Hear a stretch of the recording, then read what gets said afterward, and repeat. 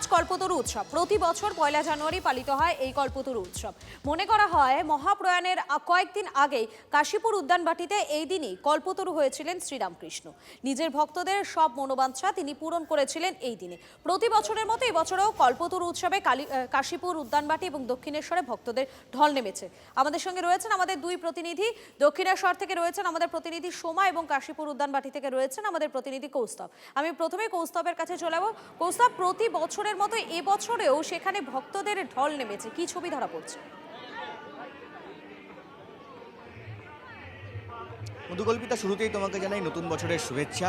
এবং দেখো, কাশীপুর উদ্যানবাটি, তুমি যে কথাটা একটু আগে বলছিলে, 1886 সালের 1 জানুয়ারি, যেদিনকে ঠাকুর শ্রী শ্রী রামকৃষ্ণ পরমহংসদেব তিনি তার ভক্তদের উদ্দেশ্যে বলেছিলেন যে সবার চৈতন্য হোক। এবং প্রচলিত আছে যে তারপর থেকেই কিন্তু ভক্তবৃন্দদের ঢল নামে এই কাশীপুর উদ্যানবাটিতে। তার কারণ হচ্ছে প্রত্যেকের মনোবাঞ্ছনা পূরণ করতেই তারা এখানে আসেন। এবং কাশীপুর উদ্যানবাটিতে 1 জানুয়ারি প্রত্যেক মানুষ আসেন, যে ইংরেজি নববর্ষ, এবং তারপরে কিন্তু প্রত্যেক মানুষ সেই দিনটিতে আসেন, ভিড় করেন, বিভিন্ন জায়গা থেকে দূর দূরান্ত থেকে আসেন তারা এই দিনটিতে কাশীপুর উদ্যানবাটিতে। এবং রামকৃষ্ণ পরমহংসদেব যেখানে তার শয়নকক্ষ রয়েছে, সেখানে রামকৃষ্ণ পরমহংসদেবকে তারা দেখেন এবং দর্শন করেন, এবং তারপরে তারা বেরিয়ে এখানে যে প্রসাদ নিবেদন করা হয় সেই প্রসাদ তারা গ্রহণ করেন এখান থেকে। অর্থাৎ কিনা আজকে প্রচুর ভক্তের সমাগম হয় এবং নিয়ম রীতি মেনেই কিন্তু এখানে রামকৃষ্ণ পরমহংসদেবের সেখানে পূজা অর্চনা করা হয়। এবং শুধু তাই নয়, এখানে পাশে কিন্তু রামকৃষ্ণ পরমহংসদেব দেব এবং সারদা মায়ের কে স্মরণ করে এখানে কিন্তু ভক্তিগীতির আয়োজন করা হয়। অর্থাৎ কিনা নতুন বছরের প্রথম দিন প্রত্যেক মানুষ আসেন এখানে এই দিনটিতে কাশীপুর উদ্যানবাটিতে তাদের মনোবাঞ্ছনা পূরণ করতে। এবং বিভিন্ন জায়গা থেকে প্রচুর মানুষ ভক্তদের ঢল নামে। এবং নিরাপত্তার কথা অবশ্যই বলতে হয় যে নিরাপত্তা কিন্তু 800টা নিরাপত্তার চাদরে মুড়ে ফেলা হয় এই কাশীপুর উদ্যানবাটিতে, কারণ ভক্তদের সমাগম হয় এবং বিভিন্ন জায়গা থেকে প্রচুর মানুষ আসেন।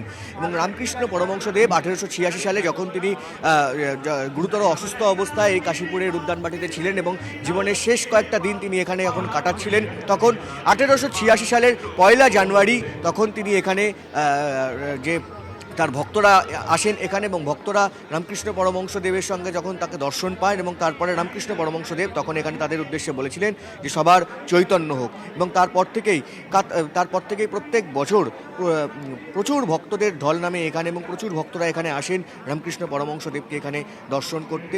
নিঃসন্দেহে দেখো, বিভিন্ন জায়গা থেকে, এবং আমি তোমাকে যে ছবিটা দেখাচ্ছি যে কাশীপুর উদ্যানবাটিতে বিভিন্ন জায়গা থেকে প্রচুর মানুষ তারা আসছেন এখানে, যে শ্রীরামকৃষ্ণ বিবেকানন্দ সারদা মায়ের ভক্তরা তারা এই বিশেষ দিনটিকে কল্পতরু দিবস হিসেবে তারা পালন করে থাকেন। এবং শুধু কাশীপুর উদ্যানবাটি নয়, কাশীপুর উদ্যানবাটির পাশাপাশি দক্ষিণেশ্বর, কালীবাড়ি, বেলুড় মঠেও প্রত্যেক বছর কিন্তু এই দিনটিতে প্রচুর ভক্তদের সমাগম হয়। কাশীপুর উদ্যানবাটি শুধুমাত্র নয়, দক্ষিণেশ্বরে সেখানেও কিন্তু ভক্তদের ঢল নামে। তুমি আমাদের সঙ্গে থাকো, একবার দক্ষিণেশ্বরের ছবিটা দেখে নেব। সোমা রয়েছেন আমাদের সঙ্গে এই মুহূর্তে। সোমা, তুমি রয়েছো সেখানে, আজ কি ছবি ধরা পড়ছে আজকে বছরের শুরুর দিনে?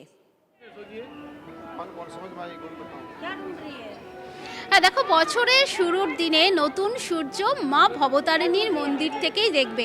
একদিকে কল্পতরু উৎসব, তার সঙ্গে নতুন বছরে একেবারে মা ভবতারিণীর কাছে এসে মনস বাসনা পূর্ণ করা, সেটাও কিন্তু একটা বড় বিষয়। দেখতেই পাচ্ছ দক্ষিণেশ্বরে মন্দির, সেখানে যে কল্পতরু উৎসব দেখতে পাচ্ছ, এখানে মহিলারা তারা এসেছেন এবং পুজো দিচ্ছেন। যেটা কথিত আছে যে আজকের দিনে কল্পতরুর দিনে মনোবাসনা যেটা থাকে সেটা কিন্তু পূরণ হয়। দেখতেই পাচ্ছ প্রচুর মানুষ এসেছেন।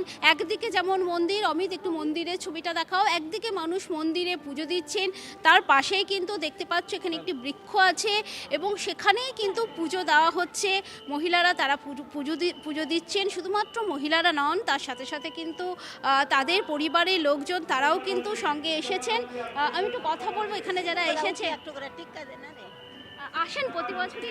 না, এবার আমি প্রথম এসেছি এখানে মায়ের দর্শনে। আমরা পুরী থেকে আসছি, পুরী থেকে এখানে মায়ের দর্শন করে আবার মালদায় বাড়ি ফিরে যাব। কথিত আছে আজকের দিনে কল্পতরু উৎসবে মায়ের কাছে যা মনোবাসনা জানাবেন তা পূর্ণ হবে, সেটা কি জানেন?